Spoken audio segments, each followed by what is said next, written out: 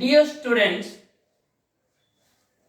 today's date is 10/6/2021, Monday.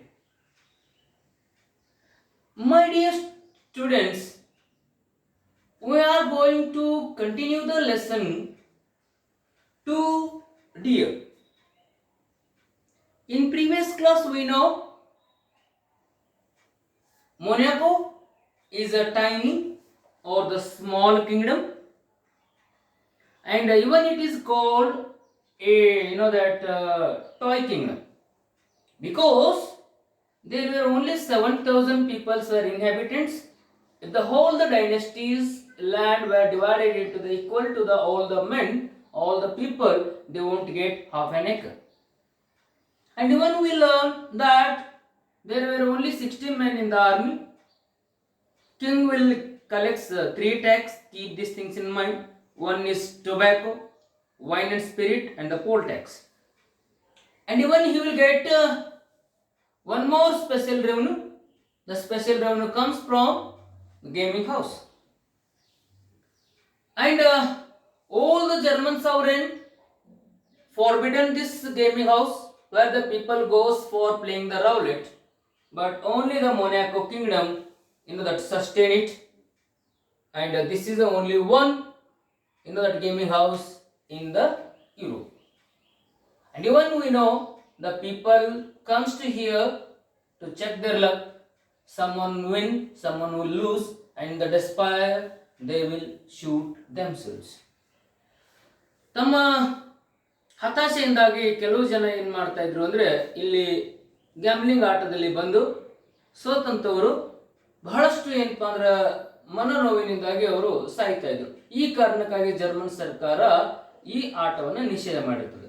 ಇಲ್ಲಿವರೆಗೆ ನಾವು ಅಧ್ಯಯನವನ್ನು ಮಾಡಿದ್ದೇವೆ. We are going to continue the next paragraph. Let me read here page number 7. Okay, keep things in the mind. So now everyone who wants to gamble goes to the Monaco. Whether they win or they lose, prince gains by it. You can't earn stone palaces by honest labor, as the proverb says. I told you now. Everyone will go to the Monaco because to play a roulette. They will participate in the gambling house, gamble. Whether they win or lose, that doesn't matter. The most amount goes to whom? The Prince of Monaco. This is the one thing. Even there is a proverb. You cannot earn a stone palaces by honest labor. ಪ್ರಾಮಾಣಿಕವಾಗಿ ಹೋದ್ರೆ ನಮಗೆ ಅರಮನೆಯನ್ನ ಕಟ್ಟಲಿಕ್ಕೆ ಆಗೋದಿಲ್ಲ. ನಾವು ಅರಮನೆಯನ್ನ ಬೇಗನೆ ನಾವು ಶ್ರೀಮಂತರಾಗಬೇಕಾಗಿತ್ತು ಅಂದ್ರೆ ನಾವು ಅಪ್ರಾಮಾಣಿಕವಾಗಿರಬೇಕು ಅಂತ ಒಂದು ಗಾದೆ ಮಾತು. ಇದನ್ನ ಆತ ನಂಬಿದ್ದ ಅನ್ನುವಂಥ ವಿಚಾರವನ್ನು ಇಲ್ಲಿ ಲಿಯೋ ಟೋಲ್ಸ್ಟಾಯ್ ಅವರು ಹೇಳ್ತಾರೆ. And but what is he to do? ಏನ್ ಮಾಡ್ಲಿಕ್ಕೆ ಸಾಧ್ಯದ ಅವನಿಗೆ, ಒಬ್ಬ ಯುವರಾಜನಿಗೆ? ನೋಡಿ, ಹಿ ಹ್ಯಾಸ್ ಟು ಲಿವ್, ಅವನು ಬದುಕಬೇಕು. And to draw a revenue from drink and from the tobacco is also not a nice thing. So he lives and reigns and rakes in the money, holds the court with all the ceremony of a real king. ನೋಡಿ ಸ್ನೇಹಿತರೆ, ಒಬ್ಬ ನಿಜವಾದ ರಾಜ ಯಾವ ರೀತಿ ಆಡಳಿತ ಮಾಡಬೇಕಲ್ಲೋ ಅದೇ ರೀತಿ ಆಡಳಿತವನ್ನ ಈ ಪ್ರಿನ್ಸ್ ಆಫ್ ಮೊನಾಕೋ ಕೊಡ್ಬೇಕಾಗುತ್ತೆ. ಆತ ಬದುಕಬೇಕು. ತಾನು ಬದುಕೋಸ್ಕರ ಏನ್ ಮಾಡ್ತಾನೆ ಆತ? ವೈನ್ ಅಂಡ್ ಸ್ಪಿರಿಟ್ ಇಂದ ಅಥವಾ ಟೊಬ್ಯಾಕೋ ಇಂದ ಆತ ಟ್ಯಾಕ್ಸ್ ಅನ್ನ ಕಲೆಕ್ಟ್ ಮಾಡ್ಬೇಕಾಗತ್ತ. ಇದು ಇನ್ಎವಿಟಬಲ್, ಅನಿವಾರ್ಯ. And even he will get the money from the gambling house.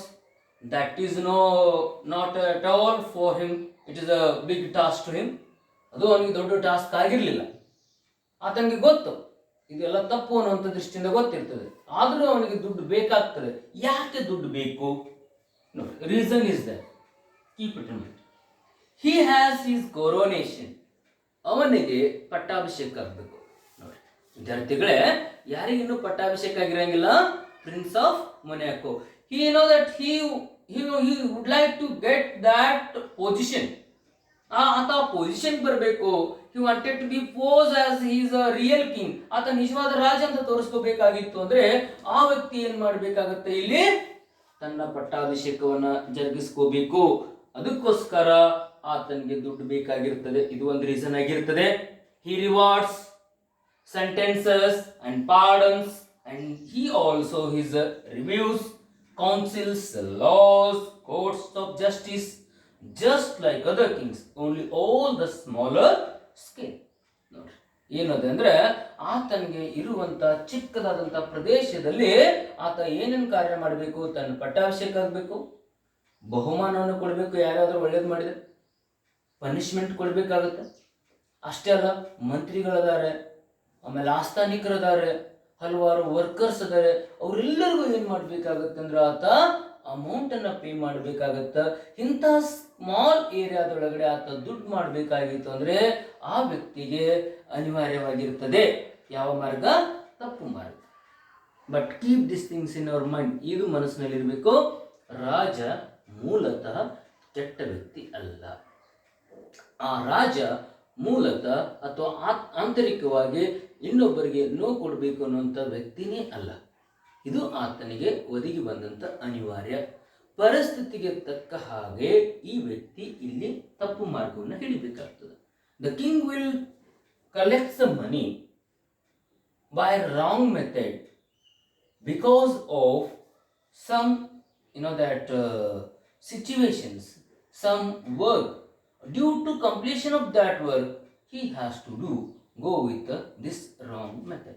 ಇದಕ್ಕೋಸ್ಕರ ಆ ವ್ಯಕ್ತಿ ತಪ್ಪು ಮಾರ್ಗದಲ್ಲಿ ಹೋಗಬೇಕಾಗುತ್ತೆ. ಇದು ಒಂದು ಅಂಶ. ಓಕೆ, ನೆಕ್ಸ್ಟ್ ಏನದ ಅಂದರೆ now that turning point of the story. ಈ ಕಥೆಯ ಬದಲಾವಣೆ, ಏನು ಕಥೆಯ ಬದಲಾವಣೆ ಇಲ್ಲಿಂದ ಸ್ಟಾರ್ಟ್ ಆಗ್ತದೆ. ನಿಜವಾಗ್ಲೂ ಏನು ರಾಜನಿಗೆ ಒಂದು ಸಮಸ್ಯೆ ಬರ್ತದೆ, ಯಾವುದು ಅನ್ನೋದನ್ನು ಇಲ್ಲಿ ನೋಡಿ. Now it happened a few years ago that a murder was committed in this toy princess domain. ನೋಡ್ರಿ ಹೇಳ್ತಾನೆ, ಏನೋ ಕೆಲವು ವರ್ಷಗಳ ಹಿಂದೆ ಈ ಚಿಕ್ಕದಾದಂತಹ ಒಂದು ಸಾಮ್ರಾಜ್ಯದ ಪ್ರದೇಶದಲ್ಲಿ ಒಂದು ಕೊಲೆ ನಡೆದು ಹೋಗ್ತದೆ. Murder was committed in this small kingdom domain. The people of that kingdom are peaceable.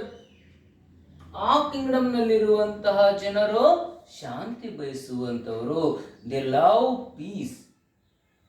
And such a thing had not happened before. The judges assembled with much ceremony and tried to the case in the most judicial manner.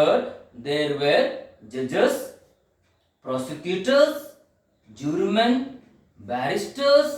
Okay, ಒಂದು ನ್ಯಾಯಯುತವಾದಂತಹ ಒಂದು ಈ ಕೇಸಿಗೆ ನ್ಯಾಯ ಒದಗಿಸುವ ಸಲುವಾಗಿ ಏನು ಮಾಡ್ತಾರೆ ಅಂದರೆ ನ್ಯಾಯವಾದಿಗಳು ಬರ್ತಾರೆ, ಆಮೇಲೆ ಒಬ್ಬರು ಜಡ್ಜಸ್ ಇರ್ತಾರೆ, ತೀರ್ಪುಗಾರರು ಬರ್ತಾರೆ, ಆಮೇಲೆ ಕೋರ್ಟ್ನಲ್ಲಿರುವಂಥ ಆಸ್ಥಾನಿಕರು ಬರ್ತಾರೆ. ಎಲ್ಲರೂ ಒಂದು ಕಡೆ ಕೂಡಿ ಒಂದು ಸಭೆಯನ್ನು ಮಾಡ್ತಾರೆ. ಓಕೆ, ಸೆರೆಮನಿ, ಒಂದು ಸಭೆ ಮಾಡಿದ್ರು. ಏನು ಕೌನ್ಸಿಲ್ ಒಳಗಡೆ ಏನು ವಿಚಾರ ಮಾಡ್ತಾರೆ ಇಲ್ಲಿ ಅಂದರೆ the criminal to have his head cut off as the law directs.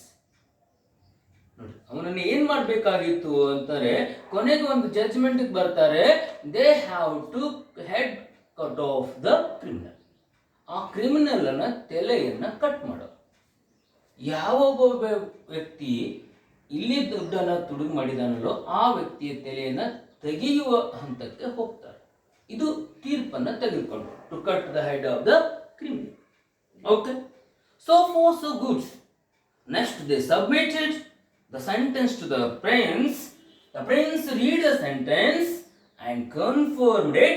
If the fellow must be executed, then execute him. ಅವರು ಒದಗಿಸಿದಂತಹ ತೀರ್ಪನ್ನ ಏನು ತೆಗೆದುಕೊಂಡಂತಹ ಆ ಹಾಳೆಯಲ್ಲಿ ಏನು ಬರೆದಿರ್ತಾರಲ್ಲೋ ಅದನ್ನು ಓದಿದ ಮೇಲೆ when the that king, prince of the Monaco, reads those lines which were written in the paper, what is that? If it is a true, if it is a confirmed, it is a eligible, it is a loyal, if you wanted to give the sentence to that person to cut the head off, you can execute him. The prince gave the permission to them. ಆ ಇಡೀ ಸಭೆಯಲ್ಲಿ ಸಭಿಕರಿಗೆ ಆ ಏನ್ committee ಇತ್ತು committee ಮೆಂಬರ್ಸ್ಗೆ ಆ ಏನಪ್ಪ ಯುವರಾಜ ಹೇಳ್ತಾನೆ, ಆ ವ್ಯಕ್ತಿ ಗಲ್ಲಿಗೆ ಏರಿಸಲಿಕ್ಕೆ ಎಲಿಜಿಬಲ್ ಆಗಿದ್ದ ಅಂದ್ರೆ ಆ ವ್ಯಕ್ತಿಯನ್ನ ನೀವು ಗಲ್ಲಿಗೆ ಏರಿಸ್ರಿ ಅಂತೇಳಿ ತಿಳ್ಕೊಂಡು ಪ್ರಿನ್ಸ್ ಆಫ್ ಮೊನ್ಯಾಕೋ ಏನ್ ಮಾಡ್ತಾನೆ, ತನ್ನ ತೀರ್ಪನ್ನು ಅಂಗೀಕರಿಸ್ತಾನೆ. He has given that statement. He gave the command to cut the head of the criminal. Criminal ಅನ್ನ ತಲೆ ಕಡಿಯುವಂತ ಮಟ್ಟಕ್ಕೆ ಯಾರು ಬಂತು, ಮೊನ್ಯಾಕೋ ಕಿಂಗ್ಡಮ್ ಬರ್ತದೆ. ಯುವರಾಜ ಅದಕ್ಕೆ ಒಪ್ಪಿಗೆ ಸೂಚಿಸ್ತಾನೆ. ಅವರೆಲ್ಲರೂ ತಮ್ಮ ಪತ್ರವನ್ನು ಆತನ ಮುಂದೆ ಇಟ್ಟು, ಈಗ ತಲೆಯನ್ನು ಕಟ್ ಮಾಡಬೇಕಾಗಿತ್ತು ಅಂದರೆ ಇನ್ನು ತಲೆ ಕಟ್ ಮಾಡಬೇಕಾಗಿತ್ತು ಅಂದರೆ ಯಾವ್ಯಾವ ರೀತಿಯಾದಂತಹ ಸ್ಟೆಪ್ಗಳನ್ನು ಅವರು ಇಡುತ್ತಾರೆ, ಹೇಗೆ ಈ ಏನಪ್ಪ ಅಂದ್ರೆ ಕ್ರಿಮಿನಲ್ ಅನ್ನು ಮುಂದೂಡಿಸ್ಕೊಂಡು ಹೋಗ್ತಾರೆ ಅನ್ನೋದನ್ನು ನಾವು ಮುಂದಿನ ಹಂತದ ಏನಪ್ಪ ಅಂದ್ರೆ ಕ್ಲಾಸ್ ಒಳಗಡೆ ಅಧ್ಯಯನ ಮಾಡೋಣ. Okay, thank you.